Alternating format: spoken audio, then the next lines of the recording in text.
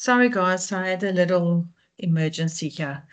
Um, yes, okay, so consider the scenario and then discuss the effect of the recall on the following. So, recall means that you must send the products back because there was something wrong with it. Okay, so Tiger Brands, what was the effect on them? If they mistake, what do you think will happen if you get this consignment back? That is actually um, not good quality. Okay, so they will definitely suffer a loss of millions of rands, but the loss of loyalty of the customers. So people won't trust this again. They won't trust the brand again. Then the customers, that's the next thing. They had to pay more for another brand of this canned vegetables. And then the business could also run out of the inventory that they had because of the withdrawn of the Tiger brand products. And then obviously the demand will then exceed the supply. That is why the business could run out of products on the shelves. The prices will also increase, obviously, because there's a demand. That is normally what happens. We all know that. Then the food industry. This is where many people depend on canned vegetables in general. I mean, we all just throw in a quick can of vegetables to just zhoosh up any dish. And then the consumers, retailers, wholesalers, and the restaurants, I don't know about the restaurants, maybe takeaways, they will then also suffer because of this quality problem. Restaurants could also not meet the expectations of the customers, and they might have maybe had to make a plan regarding the menu, changing the menu, or some of the dishes they maybe have to remove it. Then the economy of South Africa, the government might then lose taxes because of this whole matter. Okay, so number two, at what point in the manufacturing process should the issue with the cans have been picked up? This is now where we actually looked at this last module that we've done in module 8. It could have been picked up before the products were actually distributed for sale. So sampling is very important because that could have actually been done on the safety side, and the cans could have been removed before it was then distributed. Then number 3, do you think this issue could have been prevented with proper quality control measures? Definitely yes.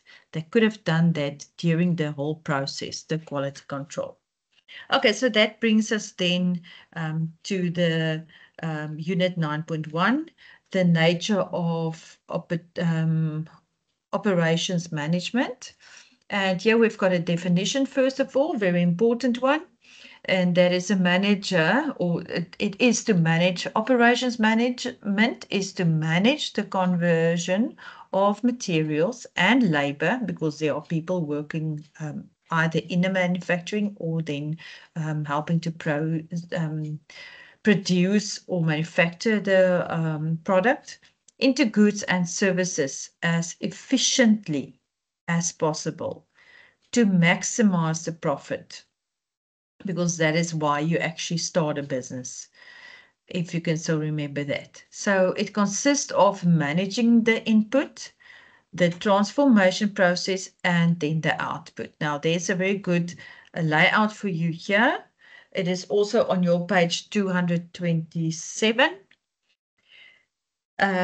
So let us look at input first. Input, that is on page 226, is where you have all the resources that you need to produce goods and services. This will include capital, equipment, raw materials, labor, and also businesses' premises. Okay, so where you're going to have this manufacturer, or the factory, or then the manufacturing plant.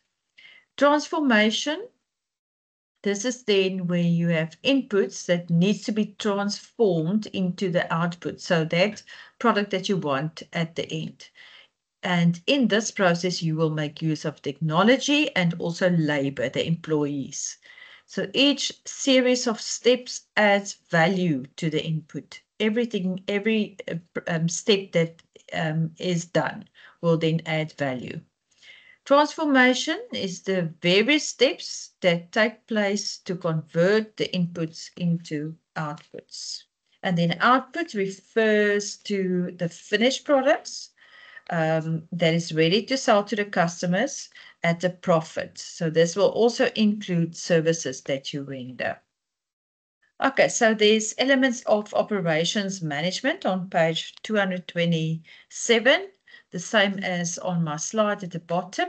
So we'll have the inputs, as we've mentioned them just now, and the transformation process, and then obviously your output. Now linked to the transformation process, you will have the environment, which could be customers, regulations, suppliers, the economy, also competitors, and technology, as we mentioned just now, that will have an effect on your output.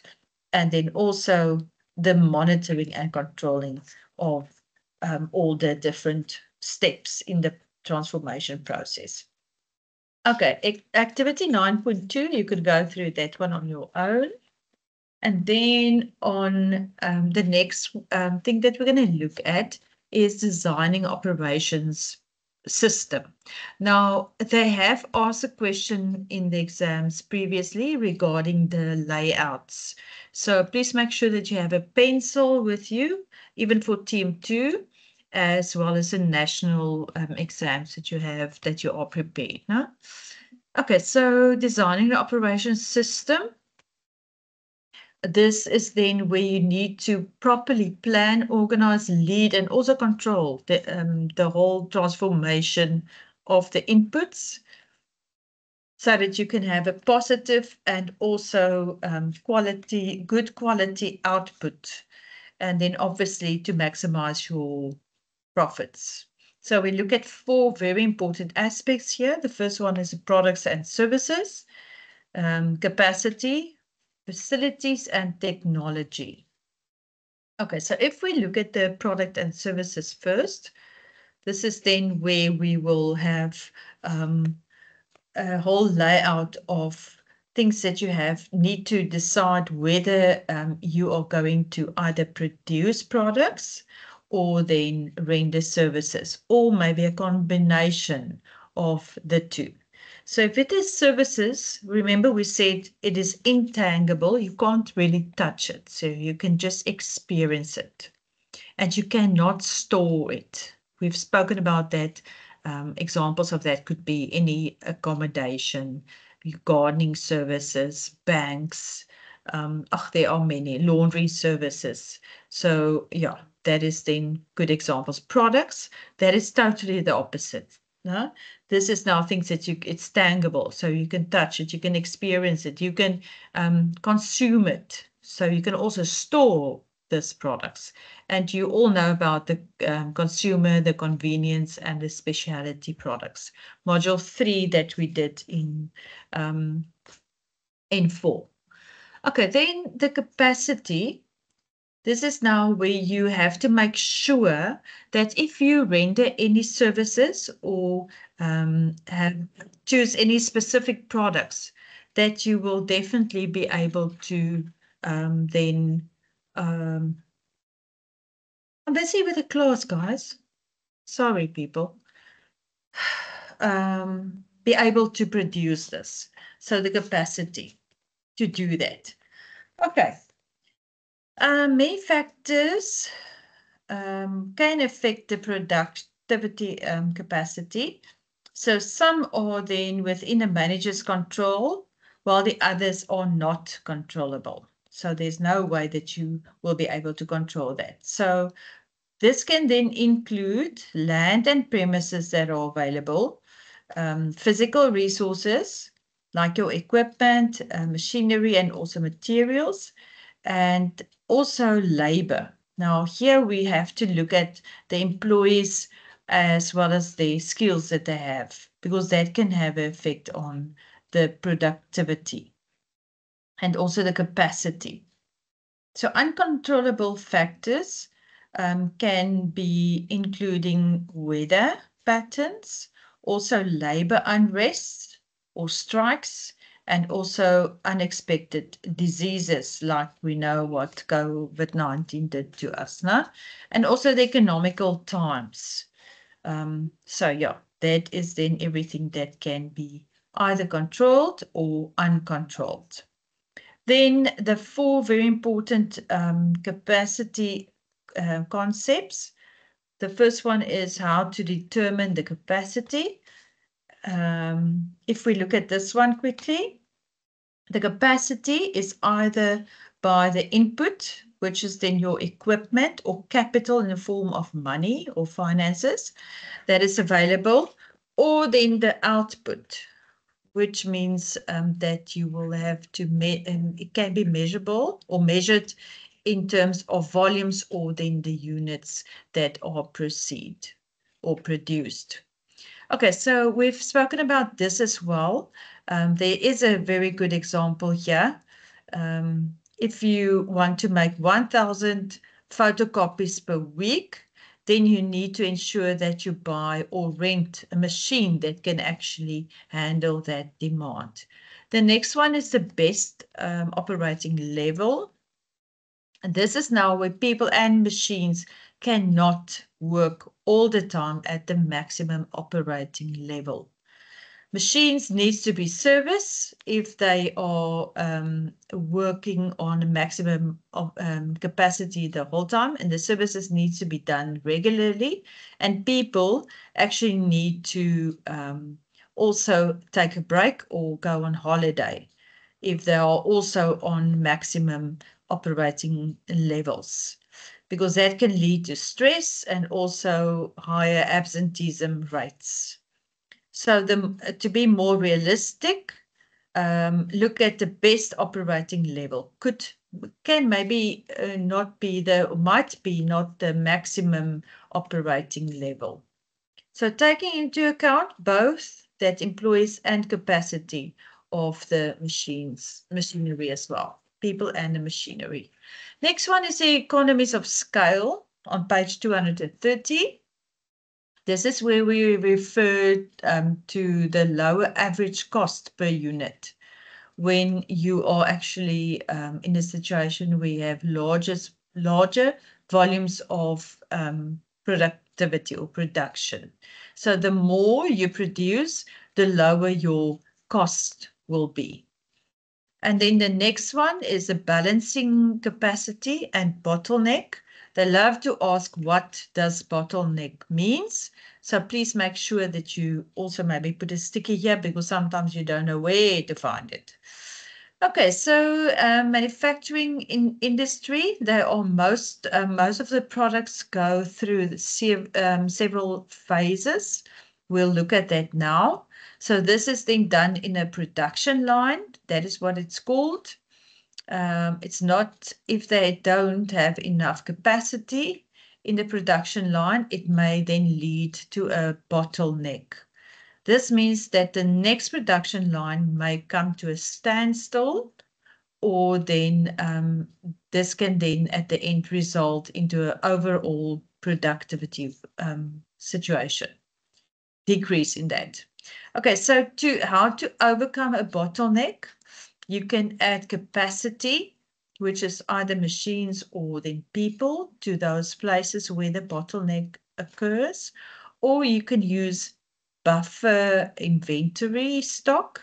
This is then where you reduce the dependence between the processes or the stages. So you have stock that is manufactured up to a certain stage, buffer inventories.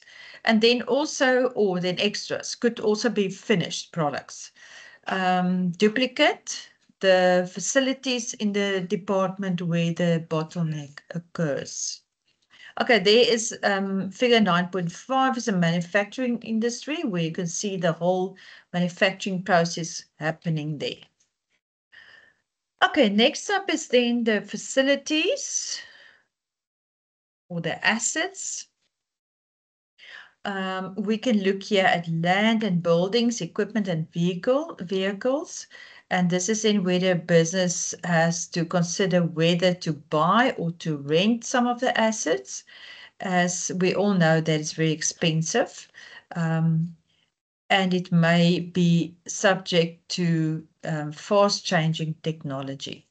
So 3 aspects here under the facilities. The first one is the design and specifications or the facility planning.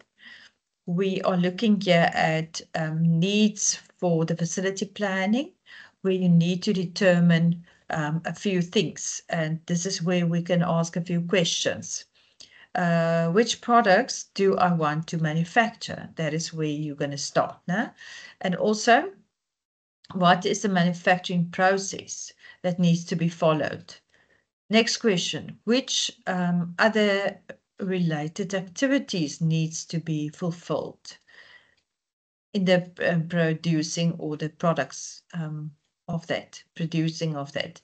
How much space do I need to produce the products?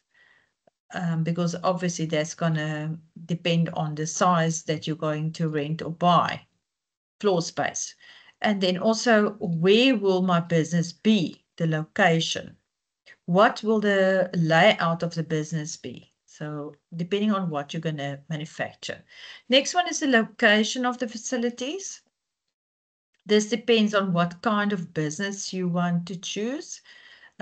If it is a manufacturing business, the main concern is to be close to the raw materials. That is why we see the little tractors with the grapes going around to the bottlery. No?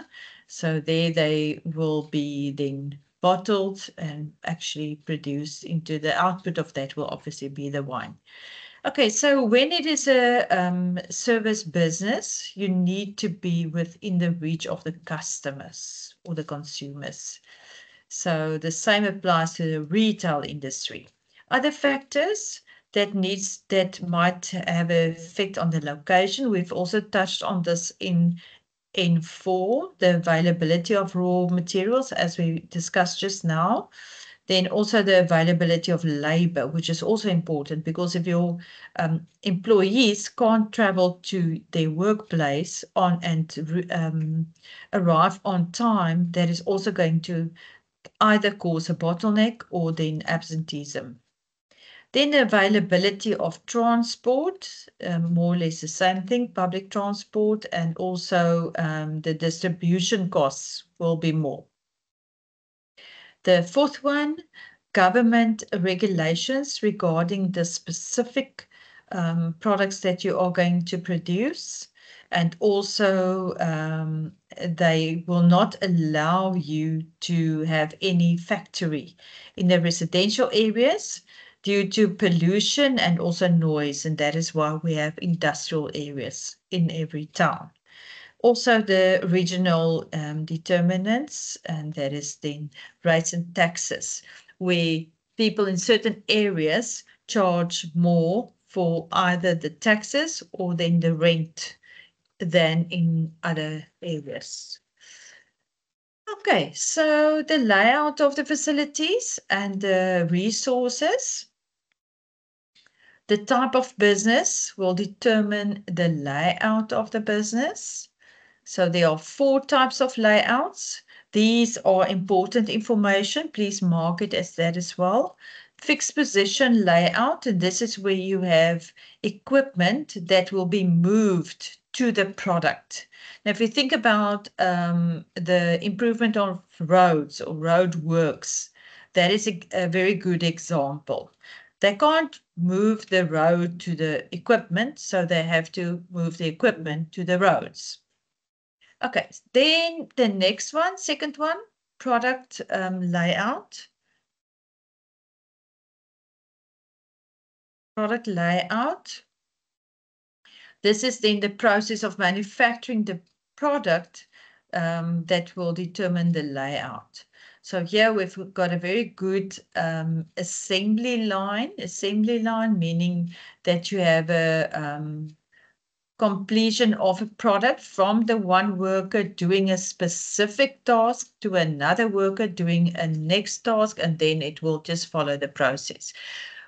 In this example, we have leather shoes. So the first one is a leather will then be kept on rolls, and the rolls, unfortunately, didn't show us that. Then the cutters cut all the parts of the shoe. Third process will then be where the parts of the shoe are assembled. And then the fourth one will be where the finishing touches to the shoes will be done. Oh, there is the little numbers just above the pictures. And then you see that little guy smiling there, no? There's number 4. So 1, the leather on the rolls. 2, cut the patterns. 3, parts of the shoe assembled. And then 4, finished touches to the shoes. And then 5, the inspector, quality control. He seems very happy with the quality. And then obviously 6, where the shoes will be packed in boxes. Okay, then the next one is the our process layout. And this is where you have similar pieces of equipment that are grouped together in the manufacturing process. This example here, they have a selection with equipment to cut fabric for the manufacturing of clothes. I don't know if you ever saw how this is done. Okay, so here we've got a little bit different. We've got a fashion design, which goes to the technical drawing, and then there they will make the patterns, and then they will cut the patterns out, and then prepare the fabric to be used, and also reproduction patterns will be done there, and then ironing, and then you have your ready-made clothes. Okay, so the fourth one is on page 233. We're still busy with our layout of facilities and resources. And here we have a cellular layout. So the process are then grouped together. Whereas with the process layout, the previous one, we had the pieces that are grouped together. No? So here we've got processes that are grouped together and then arranged according to the process of the product, like a butchery and bakery. That is then what we have here. Okay, so I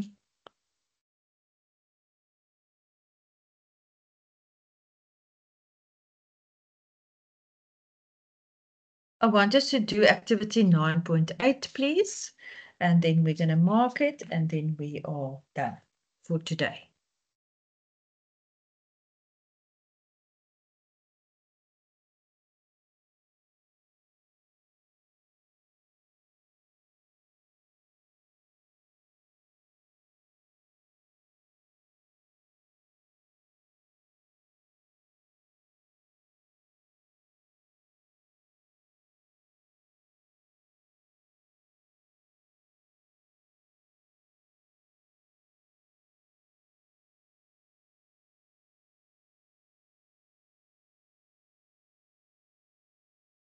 Okay, let us rather do 9.7. Sorry, that one is going to make more sense.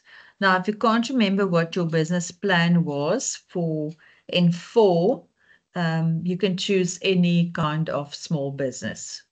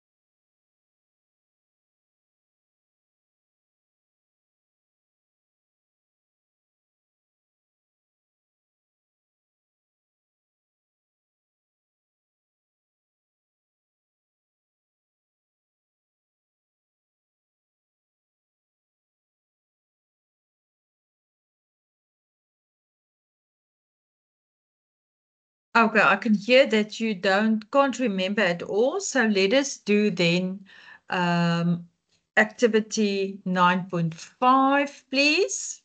Go back to that one. I can hear you next door, 9.5 on page 230. Let us do that one. And then also 9.10 on page 234.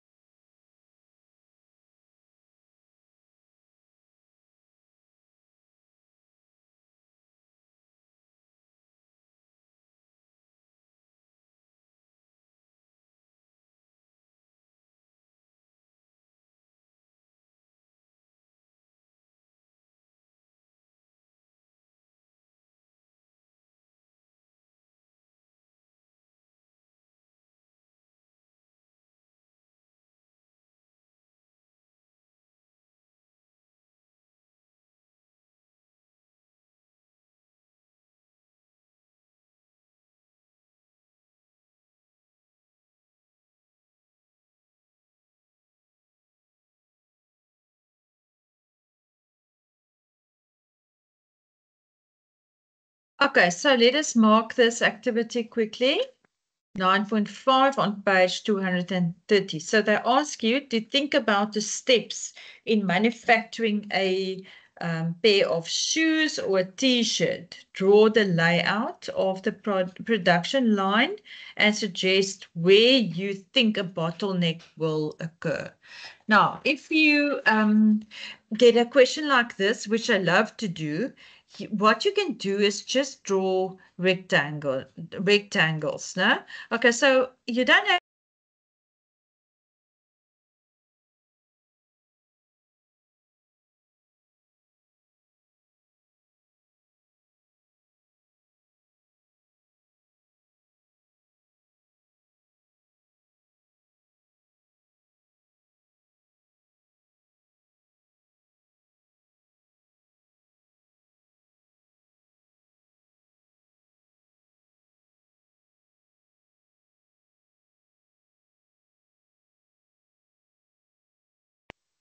okay, guys, let us mark this quickly.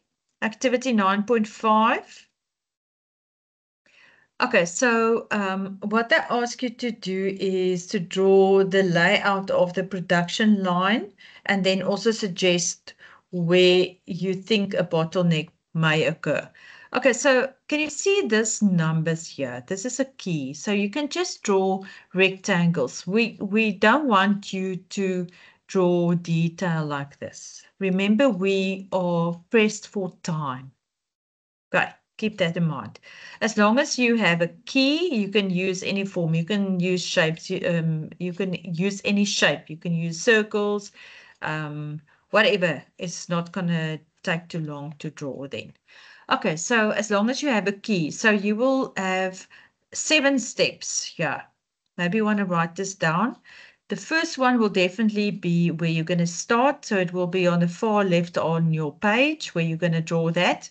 And that will be the cutting table. Then the second one will be a plain sewing area. Now this could be either for shoes or t-shirts or any clothing. Third one will be overlocking. Now, the overlocking will be close to the cutting table. Overlocking, you normally have 2 overlockings. And then the fourth one, another plain sewing area again. So that would be just opposite of number 2. So you will draw number 2 at the top, then 2 of the overlocking. So 2 times 3, no, 2 of number 3, and then number 4, the floor, the plain sewing again, at just underneath number 3. Okay, then you will have the 5th one, which will be the ironing part. So you're going to iron whatever t-shirts or whatever that is. Okay, and then close to that one, or just above or just underneath that one, you will then have the packing area. And then that's number 6, packing. Number 7 will then be the process. So this is then where they are going to distribute or send it to the factory shop if there's something wrong with it or something. Okay, now they ask us to actually draw the layout of the production line and suggest where you think a bottleneck may occur. So it could definitely be between number 2 and number 4. There could be a bottleneck. So at number 2, because it could be that you are the person could be absent, or there's something wrong with the machinery or anything like that in that line. And then number 4, because number 4 could maybe sew too slow in if you compare that with the 2 overlockings at number 3. Okay. All right. And then 9.10, let us just do that one. Page 234.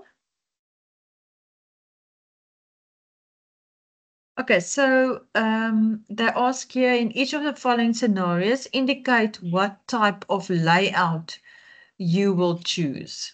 Okay, so for a supermarket, the best layout will be a cellular layout, as we have here on the screen, the bottom one.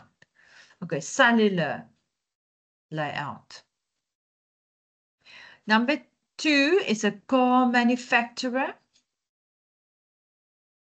Okay, now if we look at the different manufacturing processes, it will definitely be, I didn't put that one in, the processes one, right? Processes layout.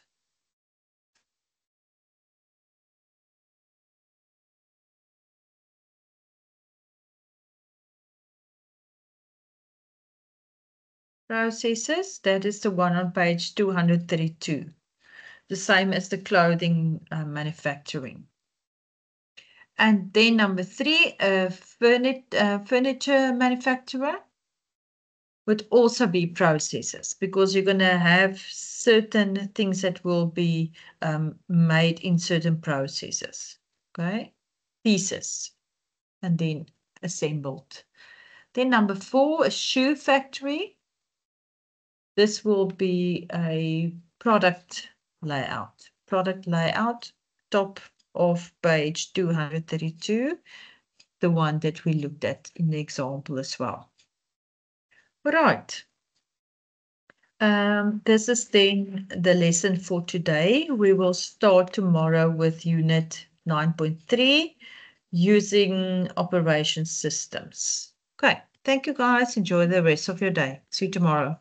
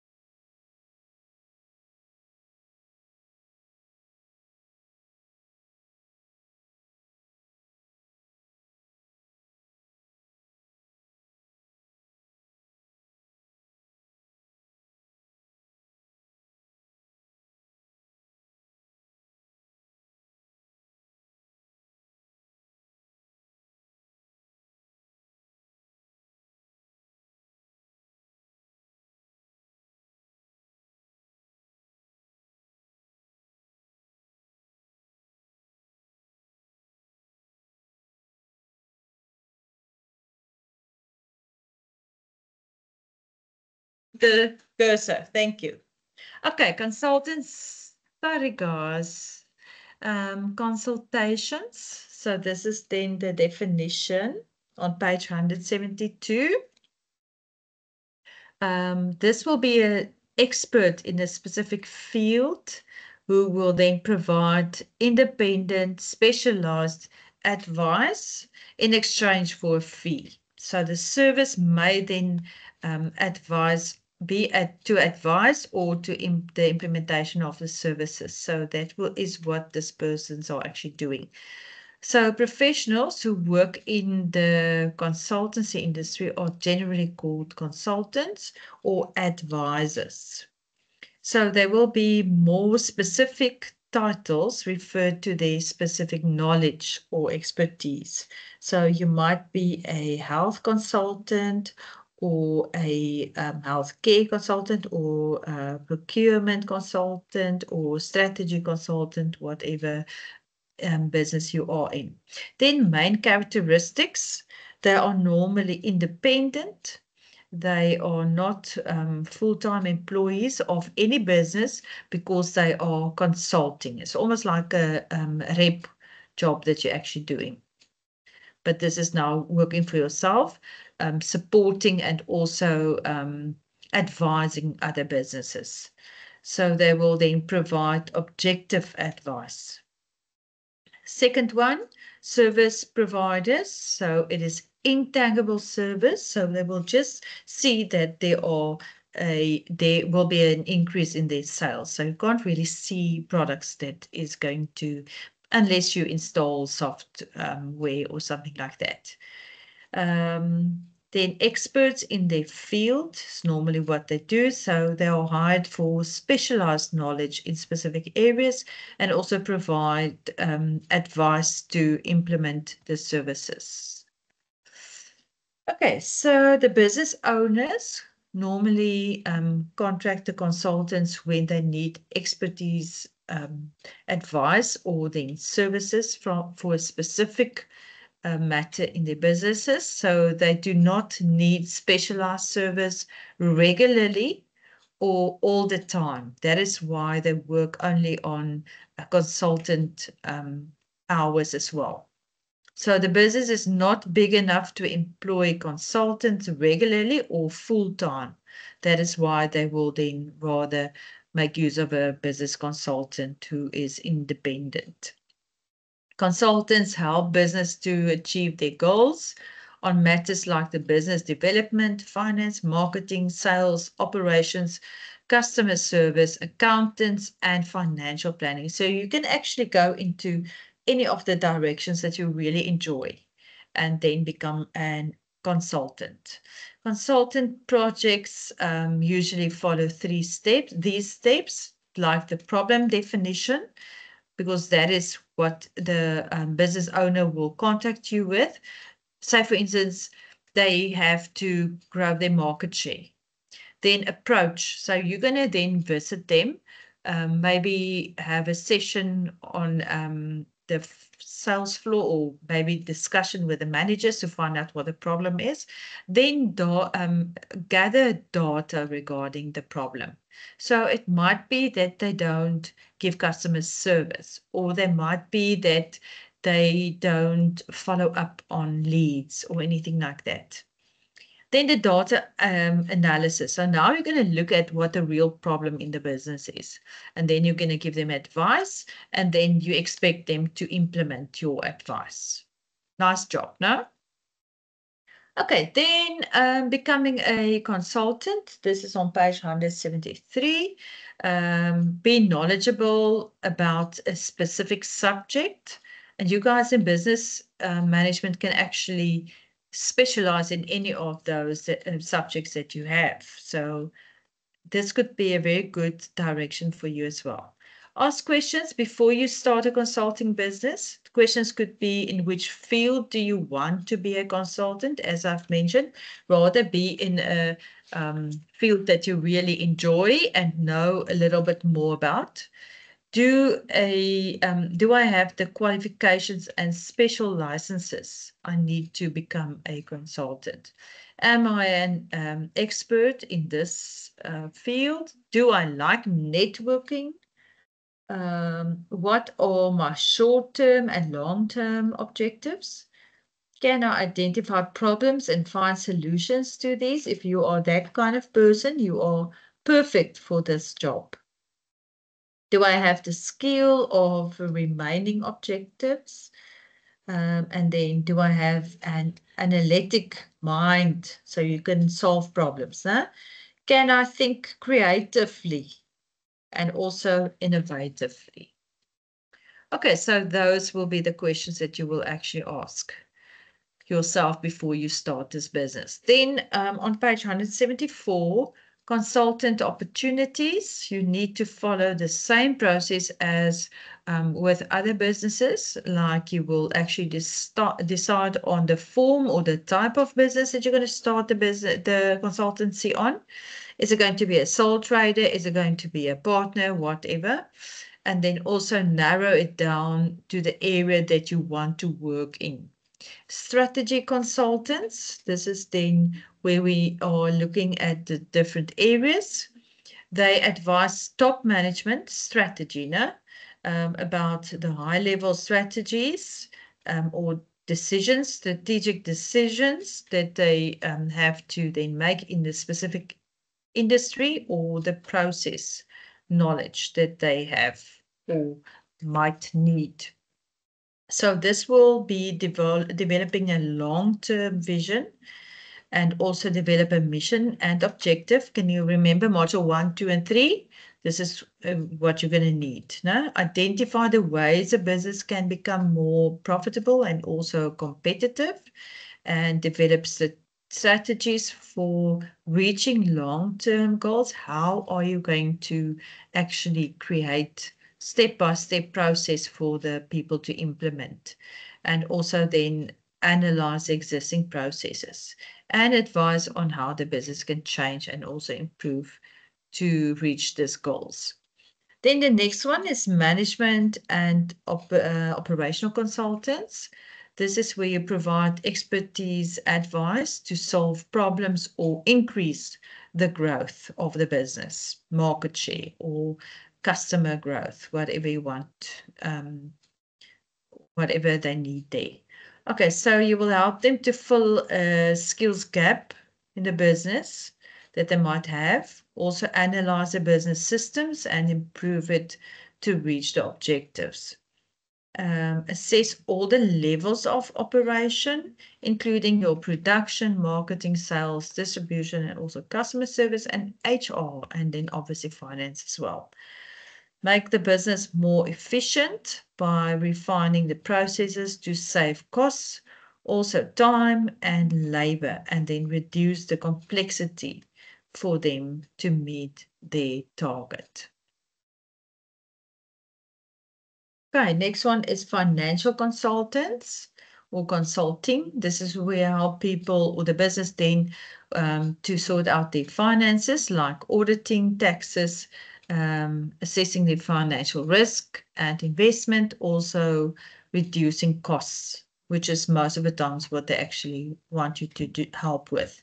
So includes the aspects like assessing the client's financial position, also assists with a plan for improved financial business financing or finances, advising on investment strategies, tax issues, and how to manage the business's everyday expenses.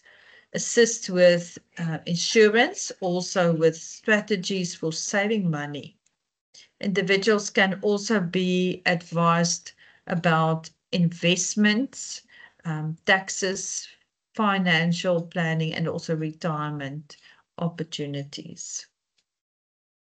Information technology or IT technology consultants, they will implement the change or remain IT systems, advise about the technology that could improve their productivity, also train or support staff in IT-related issues. And this will include aspects like advising on how best to use technology, help to test the efficiency of the business's current hardware and software, also advising on the business technology services and cybersecurity, developing specialized software to meet specific needs. Oops, sorry. Then the human resource, HR, matters, consultants. This is where you will assist in any HR needs like recruitment, placements of staff, also implementing of the employees' well-being system, communication issues, also remuneration and change management, mergers, outsourcing, retrenchments, and disciplinary hearings. So you can see you are almost like another person or another staff member working there. Okay, so the merits and of consultants, advantages and disadvantages. I think we can start here. Not tomorrow. We don't have that much to do anymore. Okay. So we can start here on Friday. Please don't forget about your presentations for tomorrow. Just wait so I can just talk to you guys quickly, please.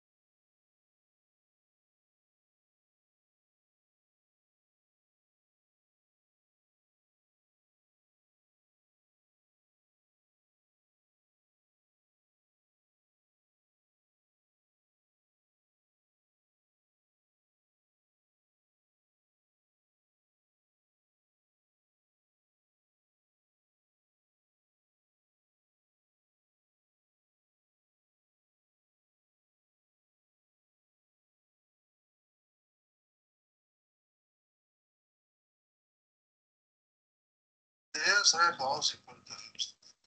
Wag en spot.